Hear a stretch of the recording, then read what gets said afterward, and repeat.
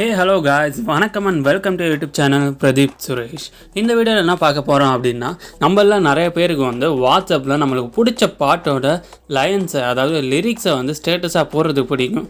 அந்த மாதிரி ஸ்டேட்டஸ் போடும் போது வர ஒரு பிரச்சனை என்ன அப்படின்னா, நம்ம இன்ஸ்டாகிராம்லேயும் ஃபேஸ்புக்லேயும் நம்ம பிடிச்ச பாட்டை பார்க்கும்போது அந்த பாட்டை அவங்க எடிட் பண்ணியிருக்க அந்த ஃபோட்டோ, அதில் அவங்க வச்சுருக்கக்கூடிய ஃபோட்டோ வந்தாலும் நம்மளுக்கு பிடிக்காத மாதிரி இருக்கும்.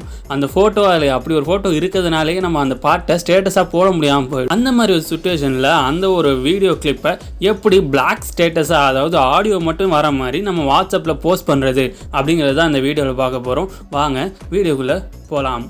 ஃபர்ஸ்ட்டு என்னோடய வாட்ஸ்அப்பில் போய்ட்டு ஸ்டேட்டஸ் போடுறதுக்கான ஐக்கான் நான் செலக்ட் பண்ணிக்கிறேன். இந்த வீடியோவை தான் நான் வந்து போஸ்ட் பண்ணணும். இதில் வர லிரிக்கும் இந்த சாங் எனக்கு ரொம்ப பிடிக்கும், ஆனால் அதில் வர ஃபோட்டோ எனக்கு சுத்தமாக பிடிக்கல. ஸோ இப்போது இந்த ஃபோட்டோவை எப்படி ஹைட் பண்ணுறது அப்படின்னு சொல்லிட்டு பார்க்கலாம். மேலே எமோஜி, அந்த பொம்மையெல்லாம் போடுறதுக்கான ஐக்கான் ஒன்று இருக்கும், அதை நீங்கள் கிளிக் பண்ணணும்.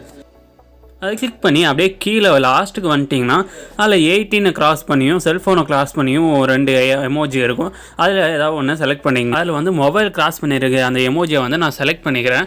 அது ஃபுல் ஜூம் பண்ணிங்கன்னா அதில் இருக்க பிளாக் கலர் மட்டும் நம்ம ஸ்க்ரீன் ஃபுல்லாக வந்துடும். ஸோ நம்ம வீடியோவில் இருக்க அந்த பிக்சர் வந்து கம்ப்ளீட்டாக மறைஞ்சி பிளாக் கலரில் ஆகிடும். ஸோ இப்போ ஸ்டேட்டஸை நீங்கள் ப்ளே பண்ணி பார்த்தீங்கன்னா ஆடியோ மட்டும் தான் வரும். அதில் இருந்த பிக்சர்ஸ் எதுவுமே வந்து நம்மளுக்கு டிஸ்பிளே ஆகாது.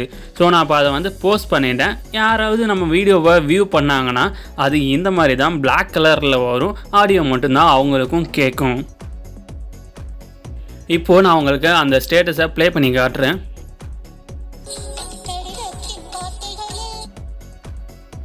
போட்டதுக்குள்ளே 3 பேர் பார்த்துட்டாங்க.